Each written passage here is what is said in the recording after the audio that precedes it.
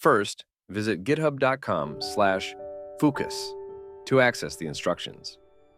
After that, you can find a real example by clicking on the Open in Colab button. Colab, which stands for Google Collaboratory, is a no-cost cloud service provided by Google that integrates a Python programming environment with Google Drive. Next, click on the Connect button and wait for a full connection.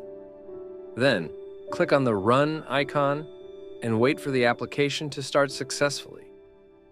It will generate the link for us to browse the application. Once you open the link, you'll see a user interface for generating images with text prompts. Choose the Advanced option for more settings. Adjust the options as needed, like how many images you want and what prompts to use. Then click Generate and wait for the magic to happen.